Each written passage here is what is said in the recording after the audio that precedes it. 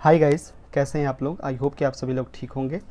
Guys, मुझे कल ही एक बहुत ही इम्पोर्टेंट इन्फॉर्मेशन पता चली और मुझे लगा कि ये सारी इन्फॉर्मेशन आपको जो कि बीएससी में हैं, बीएससी पास या ऑनर्स कोर्स को कंप्लीट करने वाले हैं 2021 में, आपको बतानी चाहिए। तो इसलिए मैंने सोचा एक डेडिकेटेड वीडियो बना दूं जिससे कि आपको हर एक चीज़ के बारे में डिटेल नॉलेज हो जाए।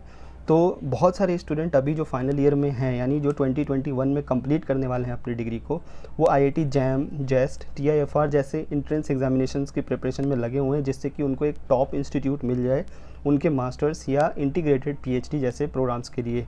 लेकिन गाइस, यहाँ पर Indian Institute of Technology Bombay, जो कि एक ऑर्गेनाइजिंग इंस्टीट्यूट है, यहाँ पर आपको दिख सकता है Indian Institute of Technology Bombay organising institute है किस एग्ज़ाम का, जो कि 2021 में गेट एग्ज़ाम, आपने बहुत ही ये फेमस एग्ज़ाम है। जैसा कि जेई एडवांस होता है इंजीनियरिंग बीटेक के लिए, वैसे ही GATE, graduate aptitude test in engineering, M Tech जैसे और पीएचडी जैसे प्रोग्राम्स के लिए एग्ज़ाम है जो कि आईआईटीज़ करवाती है और आईएएससी भी कभी कभी ऑर्गेनाइज़ करा देती है। तो यहाँ पर एक चीज़ मैं आपको बताना चाहूँगा कि ये एग्ज़ाम बहुत ही एक गुड न्यूज़ लेकर आई है उन सभी स्टूडेंट्स के लिए जो कि बैचलर्स में हैं, बैचलर्स कंप्लीट करने वाले हैं 2021 में। वो बैचलर्स क्या बीएससी के लिए भी एप्लीकेबल है, वो सारी चीज़ें, और अगर एप्लीकेबल हैं तो उनके पास क्या अपॉर्चुनिटी है गेट को क्रैक करने के बाद, और किस प्रोग्राम में उनको एडमिशन्स मिलेंगे और किस तरीके का पेपर होगा, सिलेबस क्या है, वो सारी चीज़ें मैं कवर कराने वाला हूँ। तो उससे पहले गाइज़, अगर आप लोग नए हैं तो सब्सक्राइब ज़रूर कर लें और ज़्यादा से ज़्यादा शेयर कर दें। लाइक तो आप लोग कर ही देते हो, बताने की ज़रूरत नहीं पड़ती मुझे, तो लाइक भी आप कर ही दीजिए। तो देखिए, ये जो ग्रेट है उसको हम बोलते हैं Graduate aptitude test in Engineering. लेकिन गेट का जो फोकस है वो सिर्फ इंजीनियरिंग के कोर्सेज़ के लिए नहीं है। इससे क्या होता है कि स्टूडेंट को पीएचडी में भी एडमिशन मिलती है। लेकिन जो बैचलर्स की हम बात करने वाले हैं, तो क्या वो पीएचडी के लिए एलिजिबल हैं, तो वो भी हम क्लियर करेंगे। तो देखिए, गेट के बारे में आपको पता चल गया कि इसकी जो फुल फॉर्म है वो Graduate aptitude test in Engineering, क्योंकि बीएससी, बीए, बीकॉम को ज़्यादातर पता नहीं होता कि गेट एग्ज़ाम क्या है। तो ये इसका फुल फॉर्म हो गया। जो 2021 की अगर हम बात करेंगे, 2021 में जो एग्ज़ाम होने वाला है ऑर्गेनाइजिंग इंस्टीट्यूट, वो उसका आईआईटी बॉम्बे है। यहाँ पर आप देख सकते हैं Indian Institute of Technology Bombay, और ये काफ़ी टॉप मोस्ट इंस्टीट्यूट है। अब गेट ज़्यादातर, जैसे कि आपने जैम के में सुना होगा कि आईआईटीज़ ही करवाती हैं, तो यस, यहाँ पर जो टॉप की 7 आईआईटीज़ हैं और एक आईएससी है, इन्हीं में से हमेशा कोई एक इंस्टीट्यूट जो है इस एग्ज़ाम को ऑर्गेनाइज़ करती है। लेकिन इस साल गेट 2021 को लेकर बहुत सारी न्यूज़ जो है वो आई थी बीच में कि इसमें चेंजेस आए हैं। 2021 के लिए बहुत सारे चेंजेस आए हैं जो कि आईआईटी बॉम्बे ने किए हैं। उस चेंजेस में से भी एक बहुत ही इंपॉर्टेंट चेंजेस है जो कि बीएससी के लिए भी है, तो वो मैं आपको बताने वाला हूँ। तो यहाँ पर जब मैंने इस ब्रोशर को, क्योंकि मुझे डाउनलोड करना ही था, तो जब मैं कल शाम को मैंने इसको डाउनलोड किया तो मैंने कुछ एब्रीवेशंस देखे जिसमें कि मेरे को लगा कि लास्ट ईयर के कंपैरिजन में ये एब्रीवेशंस ज़्यादा हैं। जैसे कि बीए का एडिशन होना, बीकॉम का एडिशन होगा, बीएससी का एडिशन होना। मैंने कहा ये सब क्यों यहाँ पर लिखा हुआ है। तो फिर मैं इसके डिटेल में गया, इस ब्रोशर में अंदर पढ़ा मैंने, तब मेरे को पता चला कि नहीं, ये वाकई में बहुत ही अच्छी गुड न्यूज़ है स्टूडेंट्स के लिए जो कि बीएससी या बीए या बीकॉम जैसे कोर्सेज़ में हैं। और वो क्योंकि ज़्यादातर क्या होता है कि बीएससी, बीकॉम या बीए के स्टूडेंट आईआईटीज़ में पढ़ने के लिए कुछ ही एक आधी पेपर्स या एग्ज़ाम्स होते हैं। लेकिन जैसे कि आपको पता है, न्यू एजुकेशन पॉलिसी जिसे हम बोल रहे हैं एनईपी, वो भी अब एप्लीकेबल होने जा रहा है 2021 से, मोस्ट प्रोबेबली 2021 से, क्योंकि अभी ये बिल बनेगा, फिर वो बिल लोकसभा और राज्यसभा में पास होगा, उसके बाद ही इम्प्लीमेंट होगा। अभी ये सजेशंस दौर में है।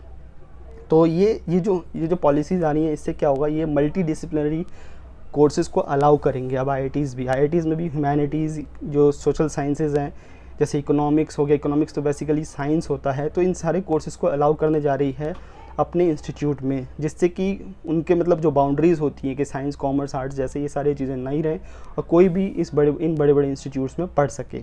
तो यहाँ देखिए, ये कुछ एब्रीवेशंस यूज़ हो रहे हैं, ये मैंने आपको बता दिए हैं, ठीक है। यहाँ पर देखिए, अब हाइलाइट्स क्या हैं गेट 2021 में, क्योंकि आपको डेट्स पता होने चाहिए। तो जनरली जैसा कि आईआईटी जैम में होता है, आईआईटी जैम का भी जो ब्रोशर आएगा, आईएससी बेंगलोर करवा रहा है इस बार 2021 में, तो मैं उसके ऊपर भी डेडिकेटेड वीडियो बनाऊंगा। So stay connected with us. तो ये जो डेट्स हैं वो हैं फरवरी में ही होंगी सारी की सारी एग्जामिनेशन। 5 फरवरी से स्टार्ट होगा और 14 फरवरी तक चलेगा। फिज़िक्स का जनरली आप समझ लीजिए कि 12 और 13 फेब के आसपास ही होगा। ये एक फुली कंप्यूटर बेस्ड एग्ज़ाम होता है, इसमें कोई ऑफलाइन एग्ज़ाम नहीं है। जैसा कि जैम होता है वैसा ही गेट का एग्ज़ाम होता है, सेम फैब में वो भी होता है, ये भी होता है। डेट क्रैश नहीं करेंगी, उस हिसाब से आप समझ लीजिए, ठीक है।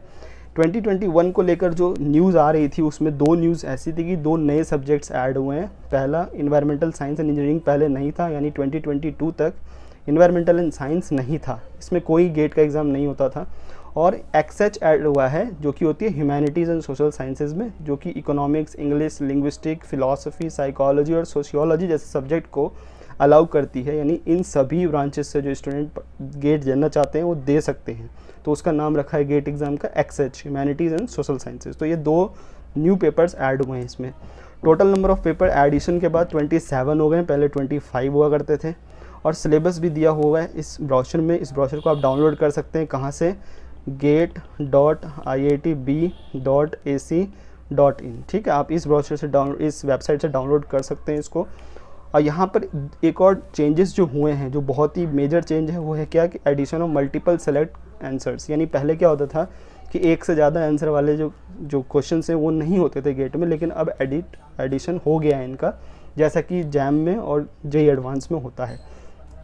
यहाँ पर क्या है, एक और जो चेंज हुआ है कि पहले स्टूडेंट एक ही पेपर में अलाउ करते थे वो लोग कि एक स्टूडेंट एक ही पेपर को सिलेक्ट कर सकता है एग्ज़ाम के लिए, लेकिन अब यहाँ पर मैक्स 2 पेपर्स को सिलेक्ट कर सकते हैं, बट ओनली अगर वो उन कॉम्बिनेशन में से लेते हैं जो नीचे इस पीडीएफ में मैं आपको समझाने वाला हूँ। तो जो ऐसे कि हम लोग फिजिक्स के स्टूडेंट्स हैं तो फिजिक्स के बारे में ज़्यादातर डिस्कशन करेंगे।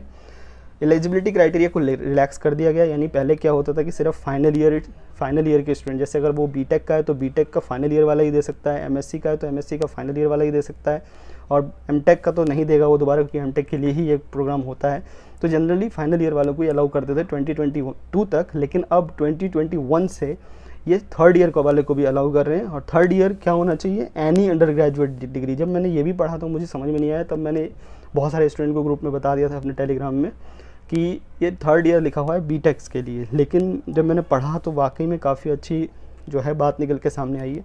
यहाँ पर आप देख सकते हैं पहले ही लिखा हुआ था तो मुझे तब भी बात समझ में नहीं आई, मैंने सोचा और पढ़ना चाहिए। यहाँ लिखा हुआ है एनी अंडर ग्रेजुएट प्रोग्राम और has already completed in engineering, technology, architecture, science, commerce, arts. तो मेरे को समझ में नहीं है कि साइंस, कॉमर्स, आर्ट्स तीनों ही चीज़ों के लिए क्यों बीटेक कराया जा रहा है और 2021। ठीक है, यहाँ पर एक और चीज़ आपको समझ में आनी चाहिए कि यहाँ पर कोई एज लिमिट नहीं होती गेट की। हाँ मेरे को, मैं यार 26 साल का हो गया हूँ, मैं गेट दे सकता हूँ, 27 साल का हो गया, नहीं, गेट के लिए कोई एज लिमिट नहीं होती।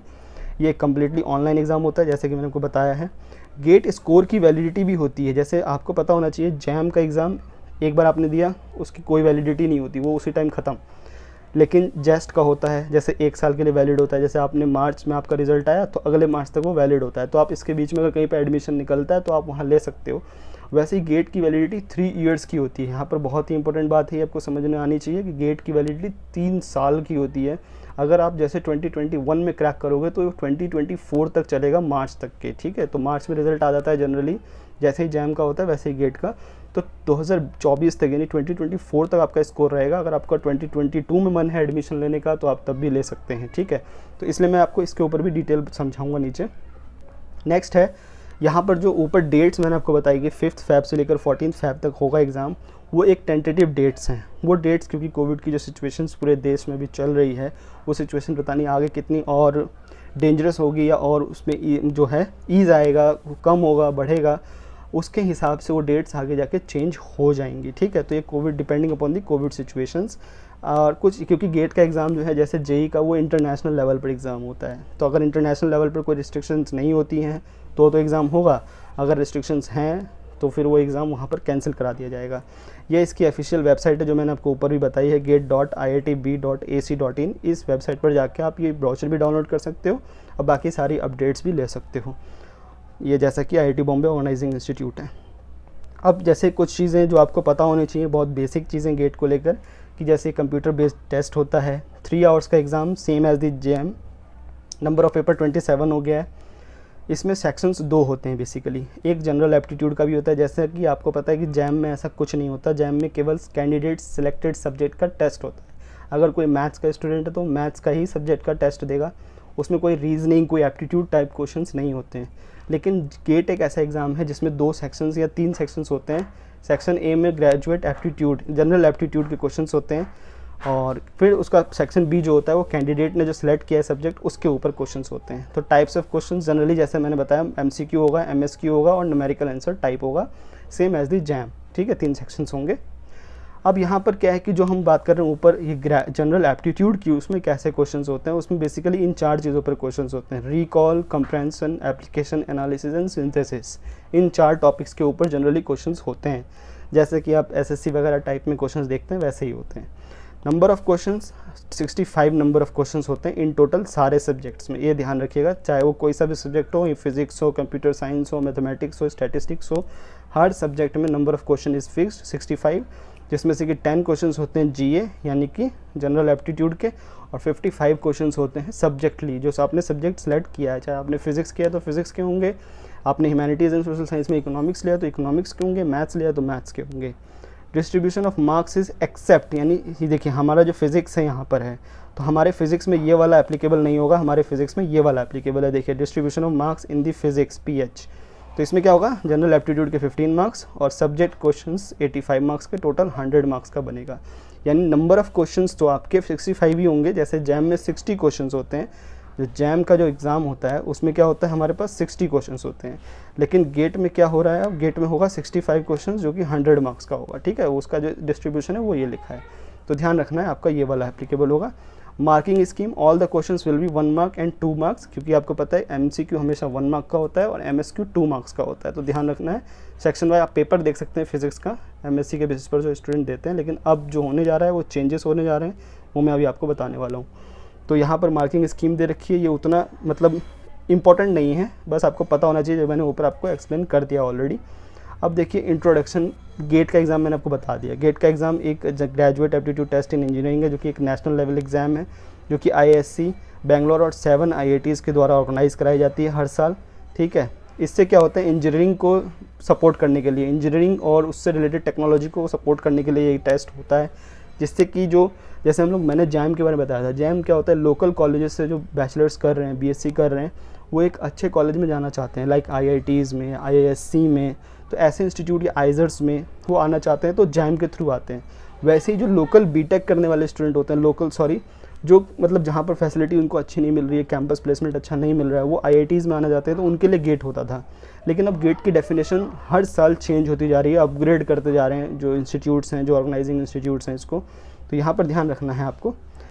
गेट क्या होता है, क्योंकि आपको पता है कि इससे हमको MTech में एडमिशन मिलता है, PhD में एडमिशन मिलता है, तो qualifying in GATE is mandatory requirement for seeking admission और financial assistance to the masters programme and direct doctoral programme. ऐसे क्या होता है कि जो MSc के स्टूडेंट होते हैं वो डॉक्टरल प्रोग्राम चूज़ करते हैं, जो BTech के स्टूडेंट होते हैं वो MTech सेलेक्ट करते हैं, तो BSc क्या सेलेक्ट करें वो भी मैं आपको बताना है। लेकिन यहाँ पर गेट क्वालिफिकेशन से आपको फेलोशिप भी मिलती है, जो कि मिनिस्ट्री ऑफ एजुकेशन, जो कि पहले MHRD हुआ करती थी, और मिनिस्ट्री ऑफ एजुकेशन आपको वो फेलोशिप देती है, जिसका जो अमाउंट होता है वो 12K पर मंथ होता है, ध्यान रखिएगा, 12,000 पर मंथ MHRD या मिनिस्ट्री ऑफ एजुकेशन आपको देती है ड्यूरिंग योर्स मास्टर प्रोग्राम, ठीक है, तो ध्यान रखना ये चीज़। और जो गेट का जो स्कोर है ना, वो बहुत सारे पब्लिक सेक्टर अंडरटेकिंग में भी जॉब के लिए एप्लीकेबल होता है, जैसे ONGC हो गया, इंडियन ऑयल हो गया, मतलब इंजीनियर्स इंडियन लिमिटेड हो गया, वो सारे जो PSUs हैं उसमें भी एप्लीकेबल होता है, ठीक।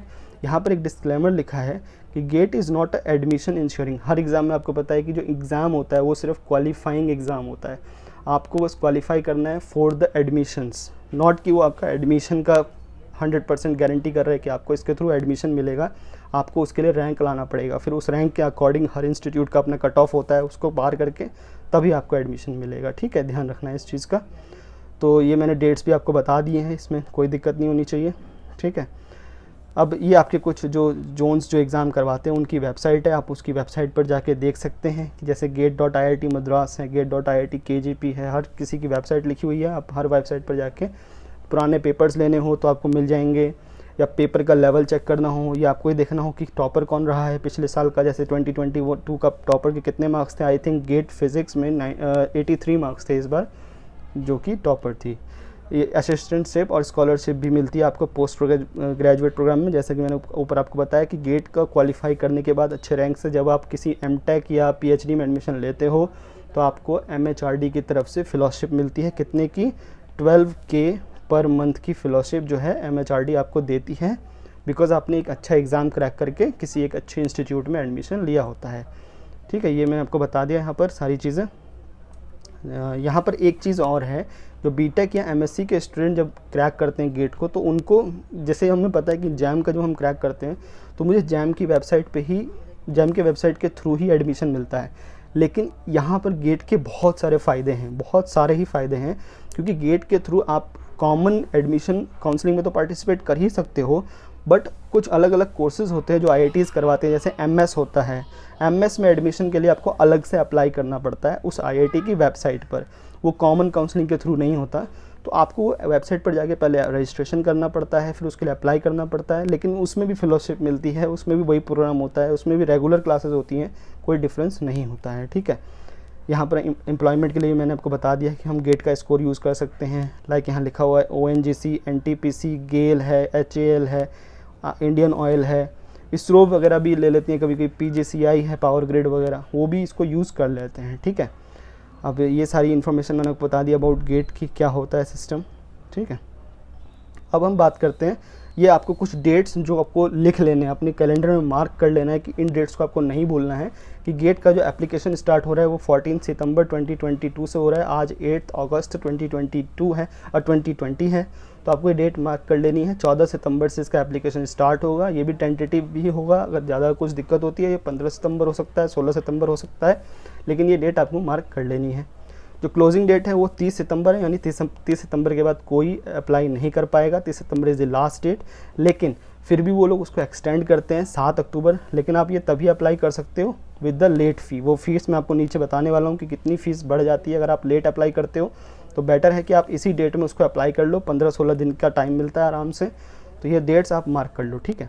Last date of change of category paper and examination city, इसमें एक और चीज़ आपको ऑप्शन मिलता है कि जैसे मान लीजिए आपने गलती से मैथमेटिक्स सेलेक्ट कर लिया है कि नहीं मेरे को मैथ्स भी देना है, तो आप उसको चेंज कर सकते हो, आप उसको फिजिक्स कर सकते हो। उसको आपको एक डेट मिलेगा 13 नवंबर तक, यहाँ लिखे हुए लास्ट डेट। कैटेगरी भी चेंज कर सकते हो, गलती से अगर आपने जनरल कर दी, आप उसको EWS में करना चाहते हो कर सकते हो, OBC में करना चाहते हो कर सकते हो, but the that is 13 November 2020। Admit card 8 जनवरी तक आ जाएंगे आपके अकाउंट में। और फिर एग्ज़ाम की डेट्स तो मैंने आपको ऊपर बताई दी, 5 फरवरी से लेकर 14, कब कब क्या होगा वो आपके एडमिट कार्ड पे लिखा हो, ठीक है। रिज़ल्ट 22 मार्च तक आसानी से आ जाएगा, और 22 मार्च 2021 को आएगा, तो आपकी जो स्कोर की जो वैलिडिटी होगी वो 22 मार्च 2024 तक होगी, ठीक है। ऑनलाइन एग्ज़ाम होता है, तो उसको मद्देनज़र रखते हुए हर सेंटर पे वो कोविड के सिचुएशंस को लेकर सारी सेफ्टी मेजर्स ये फॉलो करेंगे, कोई टेंशन की बात नहीं होगी। अभी तो बहुत टाइम ही है, लेकिन ये जो अभी कोई वैक्सीन का कोई हमें कोई प्रोग्रेस नहीं दिख रहा है, कोई हमें कोई ऐसी कोई अच्छी न्यूज़ नहीं मिल रही है जिससे कि वैक्सीन को पता चले कि हाँ बनने वाला है, तो आप ये समझ लीजिए कि ये सारी सेफ्टी मेजर्स आपको फॉलो करने ही पड़ेंगे, ठीक है। Payment of application fee electronic mode से होगा, ये नहीं कि आप कोई चेक भेज दें वहाँ पर, इलेक्ट्रॉनिक मोड से ही पेमेंट होगा, ठीक। फीस वगैरह भी मैं आपको बताने वाला हूँ, तो ध्यान से रखिए। कैलकुलेटर्स हर चीज़ प्रोग्राम प्रोवाइड आपको कंप्यूटर में, जैसे जैम का एग्ज़ाम होता है हर चीज़ कंप्यूटर में ही होगा। एग्ज़ाम का जो लेवल है थोड़ा सा बढ़ सकता है, क्योंकि ये मास्टर्स लेवल का एग्ज़ाम है, अब इसको बैचलर्स में भी अप्लाई कर रहे हैं, तो कंपटीशन तो आपका बढ़ेगा ही। 2 न्यू पेपर ऐड हुए हैं, जैसे कि मैंने आपको पहले बता दिया है। जियो फिज़िक्स और जियोलॉजी के स्टूडेंट भी दे सकते हैं इसको, ठीक। अब देखिए यहाँ पर एलिजिबिलिटी पर हम आ जाते हैं, यही तो मेन है पॉइंट कि एलिजिबिलिटी जैसे हम तब से बात कर रहे हैं वो क्या हुआ है, क्या चेंजेस हुए। तो जो चेंजेस हुए हैं एलिजिबिलिटी में, जो चेंजेस हुए हैं वो आप ध्यान से देखिए, आप हमारी बात को ध्यान से सुनिएगा, यहाँ पर कुछ भी गड़बड़ी नहीं होनी चाहिए। पहले ये चीज़ होती थी, ये भी चीज़ होती थी, ये भी चीज़ होती थी, ये भी चीज़ होती थी, ये भी चीज़ होती थी, ये भी होता था, ये भी होता था, ये भी होता था, ये भी होता था, और प्रोफेशनली, लेकिन ये नहीं होता था, ये नहीं होता था। ये इस बार क्यों ऐड किया गया है, यहाँ देखिए लिखा हुआ है BSc BA BCom, यानी bachelor's degree in any branch of science arts and commerce 3 years programme. ये देख के मैं बहुत ही ज़्यादा खुश हो गया उस टाइम पर कि ये चीज़ जो अलाउ कर रहा है IIT, उसका मकसद क्या है। क्या लिखा है, currently in the 3rd year और ऑलरेडी कम्प्लीटेड, यानी पास आउट तो भी दे ही सकते हैं, जैसे 2020 में जिन्होंने पास आउट किया है, 2019 में जिन्होंने पास आउट किया, 2018 में जिन्होंने पास आउट किया, वो सभी दे सकते हैं। और जो अभी 3rd ईयर में है, जिनका जो एक्सपेक्टेड ईयर ऑफ ग्रेजुएशन वो 2021 है, यानी अगले साल उनका फाइनल ईयर होने वाला है, वो तो 100% एलिजिबल है। तो इस चीज़ को लेकर आपको बहुत ज़्यादा खुशी होनी चाहिए कि अब BSc के स्टूडेंट भी गेट का एग्ज़ाम दे सकते हैं, इसमें कोई प्रॉब्लम वाली बात नहीं होने वाली है। पहले क्या होता था, इंटीग्रेटेड MSc के स्टूडेंट और बीटेक के तो स्टूडेंट होते ही थे एलिजिबल, फिर BSc रिसर्च कहीं कहीं पर है, जैसे IIT कानपुर में BS है, जो कि 4 ईयर का प्रोग्राम होता है आफ्टर 10+2। तो ये सब तो पहले भी एलिजिबल होते थे, लेकिन अब क्या कर दिया है, ये चीज़ जो कर दी है इससे बहुत सारे अपॉर्चुनिटी खुल के आए, क्योंकि ऑलरेडी आपको पता है IIT जैम जैसे एग्ज़ाम चल रहे हैं IITs के एडमिशन के लिए। तो अब क्या कर दिया है कि अब आपके पास और भी ऑप्शन हैं कि अगर IIT जैम में थोड़ा कम मार्क्स आया, आप गेट को एप्लीकेबल ले सकते हो, ठीक है। अब MSc के स्टूडेंट भी एप्लीकेबल हैं। MSc के स्टूडेंट क्या होते थे पहले कि फाइनल ईयर वाले ही एप्लीकेबल होते थे, यानी जो सेकंड ईयर में होते थे, थर्ड सेमेस्टर में, उन्हीं को एप्लीकेबल माना जाता था, उन्हीं को एलिजिबल माना जाता था, so that you can sit in the GATE exam. But अब क्या कर दिया है कि फर्स्ट ईयर वालों को भी अलाउ कर रहे हैं, यानी जैसे इस साल कोई मास्टर्स करने जा रहा है, जैसे किसी IIT में ही है या किसी दूसरे NIT या किसी सेंट्रल यूनिवर्सिटी में MSc करने जा रहा है अभी, उसका क्या होगा, ईयर ऑफ पोस्ट ग्रेजुएशन 2022 होगा जैसे कि लिखा हुआ है, तो वो एलिजिबल है, फर्स्ट ईयर वाला भी दे सकता है अपनी तैयारी को चेक करने के लिए, ठीक है। तो ये दे सकता है, ध्यान रखिएगा, MSc का फर्स्ट ईयर वाला भी और BSc का फाइनल ईयर वाला भी दे सकता है, लेकिन BSc का फर्स्ट ईयर और सेकंड ईयर वाला नहीं दे सकता। ध्यान रखिएगा, currently in the third year, और वो 2021 में एग्ज़ाम कंप्लीट करने जा रहा हो, और 3 ईयर वाले प्रोग्राम एलिजिबल कर दिए गए हैं। ये बहुत ही अच्छा न्यूज़ है इस बार से, तो इसको आप नोट डाउन कर लें। मैंने आपको डेट्स बता दी हैं, आप अप्लाई ज़रूर करिएगा। अब हम बात करते हैं कि सर वो बताइए कि मुझे कौन कौन से पेपर्स देने होंगे। देखिए, आपका जो कोड है वो है फिज़िक्स PH, ध्यान रखिएगा, हमेशा ही होता है। और आपको कौन कौन से पेपर्स देने हैं, बात करते हैं कि सर मुझे कौन कौन से पेपर्स देने हैं, मैं किन किन पेपर्स के लिए एलिजिबल हूँ। तो देखिए, आप फिज़िक्स के स्टूडेंट हैं, यहाँ पर लिखा हुआ है PH। अब देखिए क्या होता है, कभी कभी ऐसा होता है कि फ़िज़िक्स का स्टूडेंट ना मैथ्स में जाना चाह रहा होता है, क्योंकि जैसे मुझे पता है कि DU के BSc के फ़िज़िक्स में मैथ्स हर सेमेस्टर में है, तो वो मैथ्स भी पढ़ता हुआ आ रहा होता है। जैसे जेस्ट का स्टूडेंट है, वो मैथ्स के फील्ड में जाना चाहता है, या उसको मेटलर्जी के फील्ड में जाना है, या स्टैटिस्टिक्स की फील्ड में जाना है, या जियोलॉजी एंड जियोफिज़िक्स के फील्ड में जाना है, इंस्ट्रूमेंटेशन में जाना है। तो एक फ़िज़िक्स का स्टूडेंट ना, जो एक पेपर तो प्राइमरी हो ही गया उसका कि वो फ़िज़िक्स में जाएगा, सेकेंडरी क्योंकि 2 पेपर्स में बैठ सकता है वो, तो इनमें से किसी एक पेपर को वो सेकेंडरी सेलेक्ट कर सकता है। ध्यान रखिएगा, सिर्फ ये इन पेपर्स में, ये नहीं कि कोई फिज़िक्स का स्टूडेंट चाहता है कि मुझे इकोनॉमिक्स चाहिए तो मैं एक्साइज में बैठ जाता हूँ, नहीं। यहाँ पर आपको ध्यान रखना है ये चीज़ कि इन्हीं 5 में से, इन्हीं 6 में से किसी एक में वो और एक्स्ट्रा बैठ सकता है और किसी में नहीं बैठ सकता। तो फिज़िक्स के स्टूडेंट के लिए यहाँ पर ये मैंने हाईलाइट कर दिया, आप ये देख सकते हैं, ठीक है। ये ध्यान रखिएगा कि आप अगर 2 पेपर में बैठना चाहते हैं, फिज़िक्स आपका प्राइमरी हो गया, सेकेंडरी इन 6 में से कोई एक होगा, geology geophysics, electronics communication, instrumentation, mathematics, metallurgy and statistics, ठीक है। इनमें से आप किसी एक में और में बैठ सकते हैं। अब हम बात करते हैं एग्जामिनेशन सिटीज़ की, कोई प्रॉब्लम नहीं है, पूरा all over India, all over states जो भी होंगे वो आपको मिलेंगे, कोई प्रॉब्लम नहीं है, ऑनलाइन एग्ज़ाम होगा, ठीक है। ये सारी चीज़ें क्लियर हो गई। अब हम बात करते हैं एप्लीकेशन फ़ीस की, सर मुझे कितनी फ़ीस पे करनी होगी। देखिए, IITs हमेशा एप्लीकेशन फ़ी को लेकर हमेशा हाई चार्जेस ही रखती है, यहाँ पर आपको थोड़ा ध्यान रखना होगा। देखिए, if you are a female candidate तो एक पेपर के लिए आपको 750 लगेगा, अगर आप उस डेट में रख देते हैं जो मैंने डेट ऊपर बताई थी, 15 से 16 दिन में। अगर नहीं आप लेट अप्लाई करते हैं तो पूरा आप फ़ाइन लगा दीजिए, देख लीजिए 550 रुपये का, 500 रुपये का सीधा फ़ाइन लग जाता है आपके ऊपर। SC ST PWD हैं तो भी आपको वही सेम लगेगा as a female. All other जैसे बाकी बॉयज़ और जनरल कैंडिडेट्स के लिए 1500 पर पेपर और 2000 विद द लेट फ़ी, अगर आप 7 अक्टूबर तक करते हैं, 1 अक्टूबर से, ठीक है, पर पेपर है, ध्यान रखिएगा, एक पेपर का है। 2 पेपर का आपको समझ लीजिए कि सेम 2 पेपर करते हैं तो 1500 for female and SC ST, और ऑल अदर कैंडिडेट्स के लिए 3000 रुपीज़। इसमें ये नहीं है कि जैम की तरह आप 2200 में दोनों निपटा सकते हैं, ठीक है। IIT जैम में भी कुछ न्यू चेंजेस आए हैं, जैसे इकोनॉमिक्स ऐड हुआ है, बाकी और भी कुछ चेंजेस होंगे, ब्राउज़र आने के बाद ही हम वीडियो बनाएंगे उसके ऊपर, ठीक है। अब हम बात कर लेते हैं, यहाँ पर देखिए, मुझे जब तब भी विश्वास नहीं हो रहा था कि क्या पता गलत से छप गया हो, जब एलिजिबिलिटी पढ़ रहा था, मैंने कहा फ्रीक्वेंटली आस्क्ड क्वेश्चन में इसे देख लेना चाहिए। तो यहाँ पर देखिए, किसी ने पूछा होगा, किसी स्टूडेंट ने, I am currently studying in the 3rd year BA BSc BCom, am I eligible to appear GATE 2021। तो आंसर मिला है IIT बॉम्बे से, yes, any undergraduate student currently in the 3rd year और higher years of governmentally approved programme in engineering, technology, architecture, science are eligible to appear in GATE 2021। तो इससे मुझे अब completely clear हो गया कि अब BSc के स्टूडेंट भी बैठ सकते हैं, 3rd ईयर BTech भी बैठ सकता है, MSc फर्स्ट ईयर वाला भी बैठ सकता है। तो सारी चीज़ें क्लियर हो गई मुझे, इसलिए मैंने आपको बता दी। अब हम बात करते हैं कि सर मुझे सिलेबस क्या करना पड़ेगा फिज़िक्स का। तो ये फिज़िक्स का सिलेबस जो है यहाँ पर मैंने अटैच किया है। इसको आप ना, इस सिलेबस को मैंने आपको जो वेबसाइट बताई है क्या है, gate.iitb.ac.in से डाउनलोड करके आप ये सिलेबस देख लीजिएगा। इस सिलेबस में जो कुछ एक्स्ट्रा एडेड है, जैम से कुछ ज़्यादा ही होता है। आप ये कह सकते हैं कि ये जो सिलेबस होता है ये NET JRF के बराबर होता है, NET JRF के बराबर होता है। तो ध्यान रखिएगा लेवल बढ़ ही जाएगा, थोड़ी सी आपको ज़्यादा मेहनत करनी पड़ेगी, लेकिन जो बुक्स मैं आपको बताते हुए आया हूँ जैम के सिलेबस में भी, अगर आप उन्हीं बुक्स को फॉलो करते हैं तो वो सारी चीज़ें जो एक्स्ट्रा गेट में है या नेट JRF में है वो एप्लीकेबल होंगी, वो सारी चीज़ें सारे टॉपिक्स उसके अंदर होंगे। अब एक क्वेश्चन उठ के आता है, सारी सिलेबस जो आप देख लीजिएगा उसमें जो मैंने वेबसाइट बताई है उस पर जाएंगे ना तो ब्राउज़र डाउनलोड कर लेंगे, सारी चीज़ें जैसे AMP नहीं होता ज़्यादातर जैम में, लेकिन यहाँ पर ऐड हो गया है।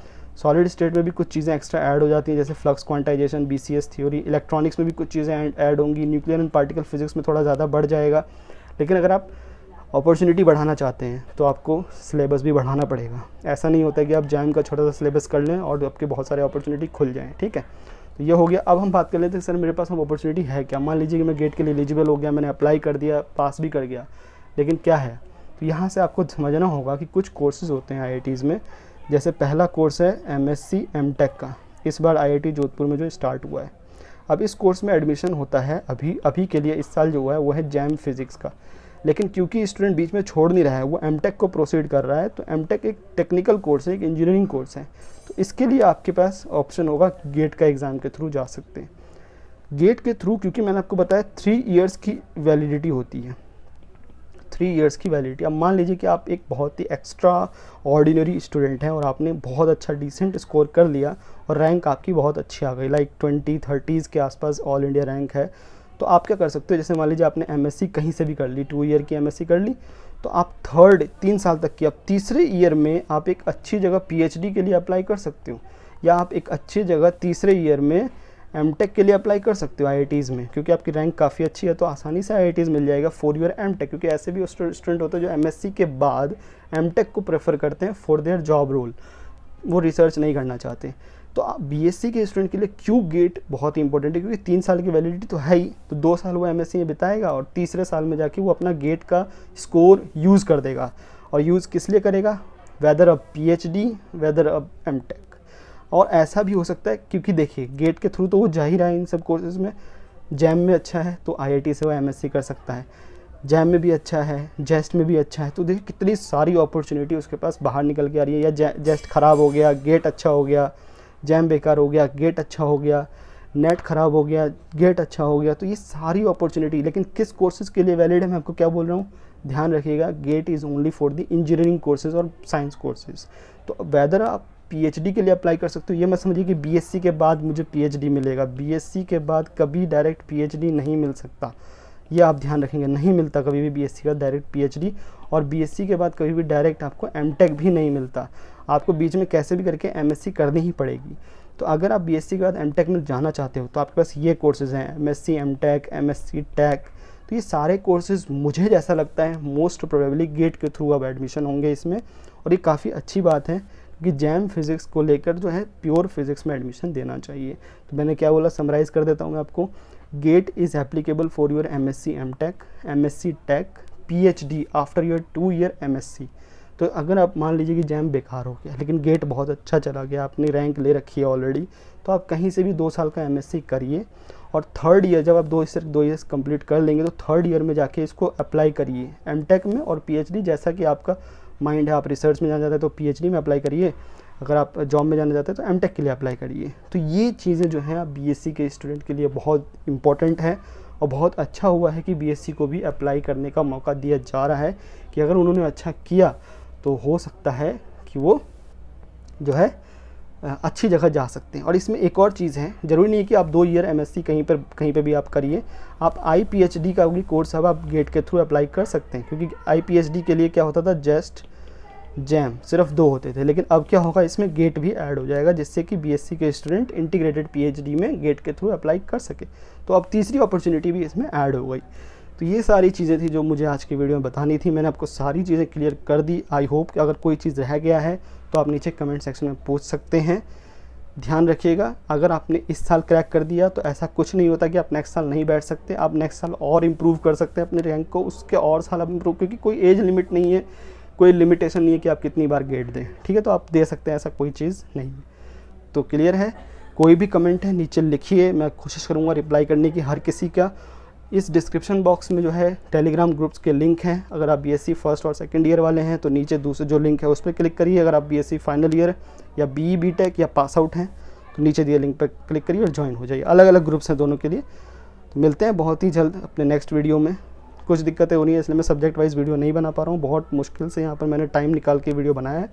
तो नेक्स्ट वीडियो में मिलते हैं बहुत जल्द। तब तक के लिए ख्याल रखिए अपना। जो भी कमेंट है इससे रिलेटेड नीचे पूछ लीजिए। मैंने आपको समझा दिया है कि किस किस चीज़ के लिए एप्लीकेबल होगा। क्या फिज़िक्स का स्टूडेंट सिर्फ फिज़िक्स ही दे सकता है? नहीं, मैथ्स का ही भर सकता है, स्टैट्स का ही भर सकता है, हर चीज़। तो ध्यान रखिएगा, ठीक है। सो ख्याल रखिए अपना। मिलते हैं नेक्स्ट वीडियो में। Goodbye students.